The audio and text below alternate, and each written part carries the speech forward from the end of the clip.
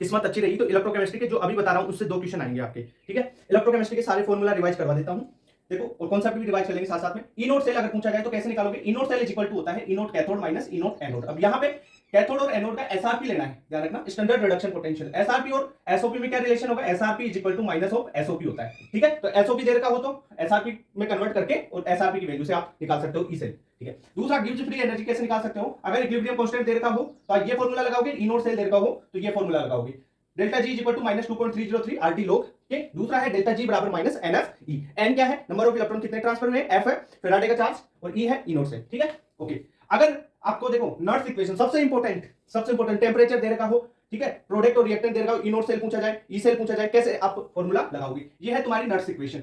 Nernst equation क्या होती है? ई बराबर E naught minus 2.303 RT by nF log product upon reactant की कंसंट्रेशन। अब ये एक्स और वाई क्या है? ये प्रोडक्ट की स्टाइकियोमेट्री एक्स है और रिएक्टेंट की स्टाइकियोमेट्री वाई। आप जानते हो अगर अपन कांस्टेंट लिखते हैं तो उसमें क्या, जो रिएक्टेंट और प्रोडक्ट है उनकी स्टाइकियोमेट्री को उसकी पावर में लगा देते हैं, ठीक है सर।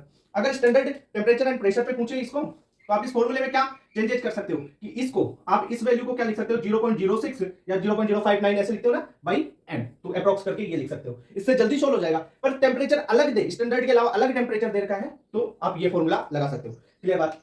एक इंपॉर्टेंट चीज आती है, बहुत बच्चे कंफ्यूज होते हैं कि सर हायर एसआरपी का क्या मतलब होता है? हायर एसआरपी का मतलब strong oxidizing agent. Strong oxidizing agent है मतलब ऑक्सीडेशन की पावर ज्यादा होगी। लोअर एसआरपी उसका क्या मतलब होता है? लोअर एसआरपी का मतलब स्टैंडर्ड जो उसका स्ट्रॉन्ग रिड्यूसिंग एजेंट होगा तो उसकी रिडक्शन की पावर ज्यादा होगी, क्लियर बात, ओके सर। एक सबसे इंपॉर्टेंट चीज देखो, स्ट्रॉन्ग इलेक्ट्रोलाइट और वीक इलेक्ट्रोलाइट में आप अगर लैम्डा एम और लैम्डा इक्विवेलेंट देखें, ठीक है, यानी मोलर कंडक्टिविटी और जो इक्विवेलेंट कंडक्टिविटी वो देखें तो वो डाइल्यूशन के साथ में इंक्रीज होती है, और अगर कंडक्टिविटी की बात करें तो वो डाइल्यूशन के साथ डिक्रीज होती है, क्योंकि पर यूनिट एरिया में अगर बात करें तो आयंस डाइल्यूशन के साथ में कम हो जाएंगे, तो वो चीज है। यहां पे इंक्रीज क्यों होती है भाई? आयंस टूटेंगे ज्यादा तो बढ़ेंगे, ठीक है, कंडक्टिविटी बढ़ेगी। अब लैम्डा एम और लैम्डा इक्विवेलेंट क्या है? लैम्डा एम है मोलर कंडक्टिविटी, आप देखो तो इसका वैल्यू क्या होता है, k इंटू 1000 बटा m कर सकते हैं। m क्या है? मोलरिटी है। और लैम्डा n या इसे लैम्डा इक्विवेलेंट भी बोलते हैं, इक्विवेलेंट कंडक्टिविटी ये होती है कप्पा इंटू k इंटू 1000 बटा n, ठीक है। यहाँ पे n है नॉर्मेलिटी, k क्या है? कंडक्टिविटी है, क्लियर बात। अब लैम्डा m और लैम्डा n में कई बार रिलेशन पूछा जाता है, तो molar conductivity is equal to equivalent conductivity into n factor होता है, ओके सर। सेल कांस्टेंट देखो, सेल कांस्टेंट क्या होता है? लेंथ अपॉन एरिया, l है जो भी आपका लेंथ होगा वो, और एक क्या है? Cross section area. कोई भी सेल है उसके बारे में अपन सेल कांस्टेंट निकाल सकते हैं। सेल कांस्टेंट और कंडक्टिविटी में एक रिलेशन होता है, उसकी बात करेंगे अपन। देखो कंडक्टिविटी इज इक्वल टू होता है 1 upon r into cell constant, ठीक है। 1 अपॉन r क्या होता है? कंडक्टेंस होता है, कंडक्टेंस होता है 1 अपॉन r। तो अपन क्या बोल सकते हैं कि conductivity is equal to conductance into cell constant, clear बात, ओके। नेक्स्ट इंपॉर्टेंट क्वेश्चन, एक क्वेश्चन तो आता ही है फेराडे के लॉ से, ठीक है। तो फेराडे के दो लॉ है। फर्स्ट लॉ क्या बोलता है कि जो मास इलेक्ट्रोड पे डिपॉजिट हुआ है, यहां पे m का मतलब क्या है? m का मतलब है मास, ठीक है। जो मास डिपॉजिट होगा वो किसके प्रोपोर्शनल होता है? चार्ज के। तो इससे अपन निकाल सकते हैं कि m बराबर जेड आई टी, ठीक है। m बराबर जेड आई टी। जेड क्या है? इलेक्ट्रोकेमिकल इक्विवेलेंट है, जिसकी वैल्यू कैसे निकाल सकते हो? इक्विवेलेंट मास बटा f से, ठीक है। f क्या होता है? 6500 कूलम, ओके सर। जो m है, ये जो मास डिपॉजिट हुआ है वो, जब जेड की वैल्यू इक्विवेलेंट मास, अब इक्विवेलेंट मास क्या हो सकता है? इक्विवेलेंट मास बटा f, तो इक्विवेलेंट मास क्या हो सकता है? ग्राम एटॉमिक मास बटा n फैक्टर, तो ये रख देंगे तो ये एक फॉर्मूला निकल के आ जाता है मास का।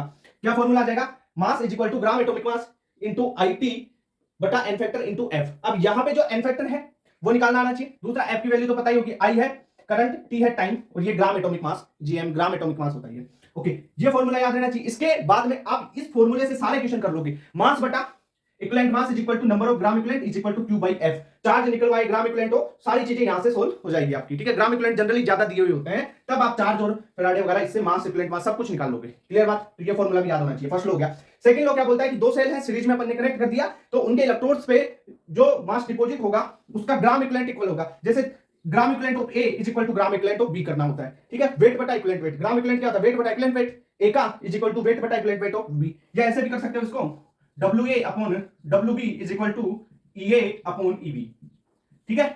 तो ये हो गई इलेक्ट्रोकेमिस्ट्री के इंपॉर्टेंट पॉइंट्स।